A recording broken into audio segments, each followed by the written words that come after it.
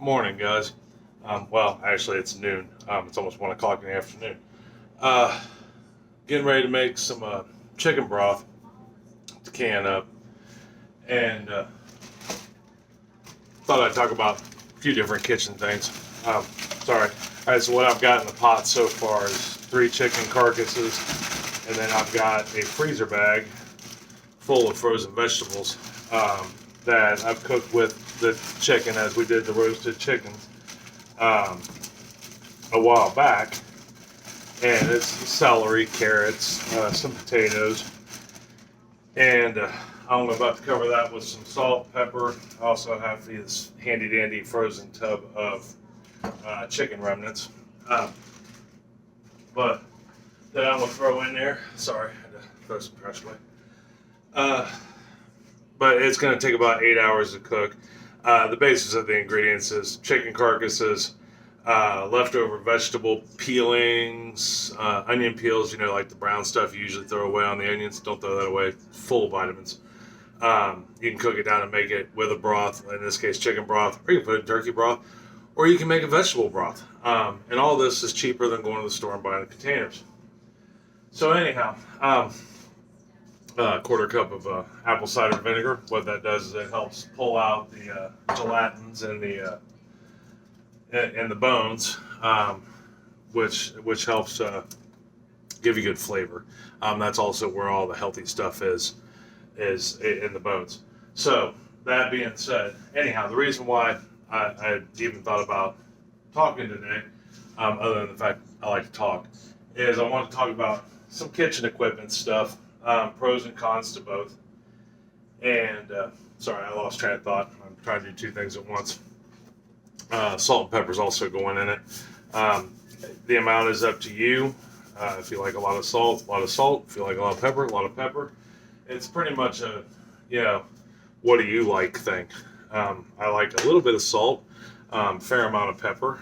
Most recipes for bone broth call for peppercorn. Guess what? Don't have any, so I'm improvising with large ground pepper. So anyhow, I was thinking about cooking utensils this morning, and all the different types. So you've got you've got wood, you've got plastic, and you've got metal. So what do you cook with? What's the best thing to have? What's long term? What's short term? What is going to give you the best return on your investment? I love having children. I get underneath the sink to find a loaf of bread. And it looks to be still good. No mold, no moisture. Awesome. I found a loaf of bread. But that being said, back to topic. Some of the different things you might want to think about. What are you cooking on? Are you using a traditional nonstick pan? Are you using cast iron? Are you using the new Ninja Never Stick pans, which I haven't tried those yet. They're really expensive. And I don't need any more pots and pans. I've got the largest collection of cast iron of anybody I know, which is pretty easy because I don't think many people I know have much cast iron. But anyhow, when you're cooking, you want to think about like non-stick. Non-stick's great, much like cast iron. Well, I mean, it can be great, even though you got to replace it like every 3 to 4 years unless you use it a lot, overheat it, and chemically change it, then it doesn't stick anymore. It can give you cancer. Anyhow, whole different subject. Metal spatulas, enemy of every non-stick pan out there, and cast iron. Metal spoons, same way. Anything metal, horrible for non-stick pans and cast iron. Cast iron, it scrapes off all the seasoning, and you can just run into all kinds of issues. Then you start getting rust, uneven, things can stick. You've got an uneven seasoning or coating on it, and not that that's uneven is completely horrible. I've got a couple pans that the coating isn't dead solid even, but it's still very non-stick, and they both work very well. I recommend wood. This particular one here, made by Ken Rollins, it's great, but I also have, I have a large assortment of wooden stuff, spoons, all that. I find these best for cast iron And for non-stick, plastic's okay. I got a plastic spatula. The problem I find with plastic, it does work well. You just have to be careful with plastic. Like my tongs are plastic also.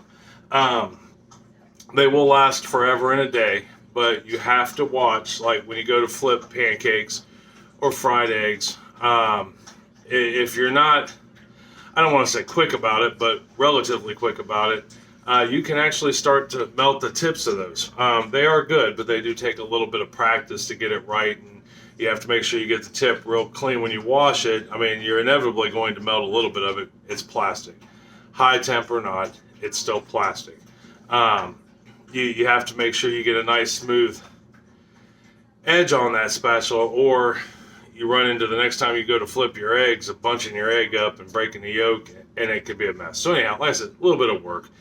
Metal's good. You don't have to do anything extra with it, but you run the risk of ruining your pants, a greater risk. Now, like I said, Ninja makes what's called a never stick, and I've not tried those yet, but they look great, and they say you can use metal on them, but I won't swear to that because I've not tried it. Another thing, when it comes to cast iron, I have yet to find a cast iron pan that is enamel coated, like this one here.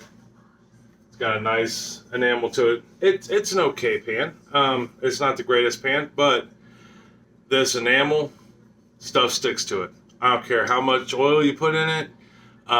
They're good if you're not deep frying, but frying something that involves a lot of oil, potatoes, things like that.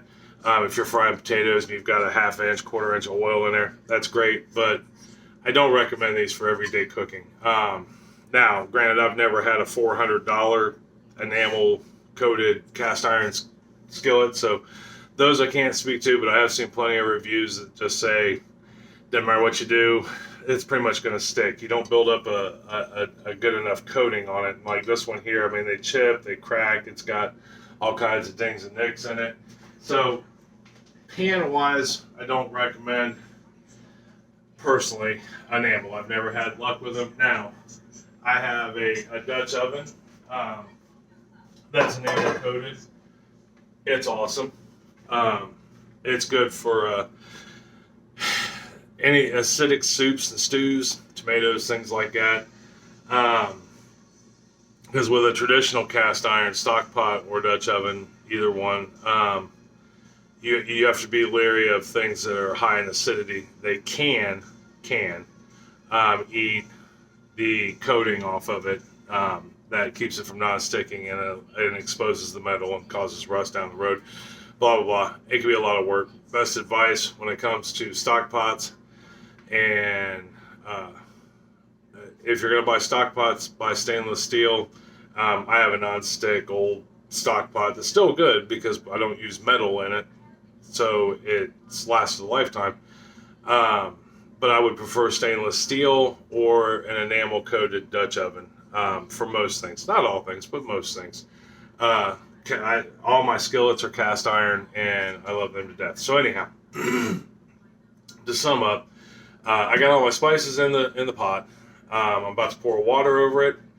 I'll bring it up to a boil, and then I will drop the temperature down to a simmer, put a lid on it, and I will let it sit here for about, 8 hours. Matter of fact, I'll be at work when it's done doing its job 8 hours from now, and Chris will take it off for me.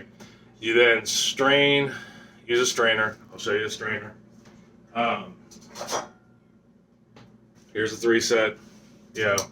Use a strainer to get out all your bones and used vegetables, and at that point there's nothing left you can do with all that stuff, and then it can go in the trash, but you made the most out of it. That's the important thing.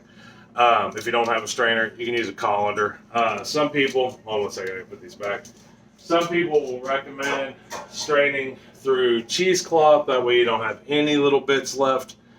I'm not that picky. I don't mind little bits of meat and whatnot. You won't have any bone left in it, but it'll be like bits of meat and stuff that were on the chicken. I'm okay with that. All that does is add a little more flavor, but it takes away from the beautification of it sitting on your shelf. That seems to be important to some people. It's not to me. Functionality is what's important. And that chicken broth will be just as good for gravy and soups with little bits in the bottom of it or without. So yeah, it'll sit in the stove. It'll sit in the stove for I sit on the stove for 8 hours simmering. We'll strain it, put it in the fridge overnight. Any fat that's on the top, I'll skim it off. It shouldn't be much. And then I'll reheat it up and then pressure can it, which tomorrow I'm sure I will find something to talk about that I want to share with you. And I'll probably be pressure canning in the process because you have to sit in your kitchen the entire time and it takes 90 minutes. So I will be sitting in here thinking of things to talk about with you. There's plenty to talk about. But today, I just wanted to tell you about the difference between wooden, metal, and plastic. If I had to recommend anything, it would be wooden. There is nothing you can't do with a wooden utensil that you can do with any other utensil when it comes to cooking. Baking, whole different subject. But cooking, I recommend wood or plastic. Metal, unless you're using some high-end stainless steel stuff, you run the risk of ruining it. But anyhow, all right. Well, I love you guys. I'm going to get back to work on this chicken broth so I can get it going before I have to go to work. And I will talk to you later. All right. Love you. Stay safe.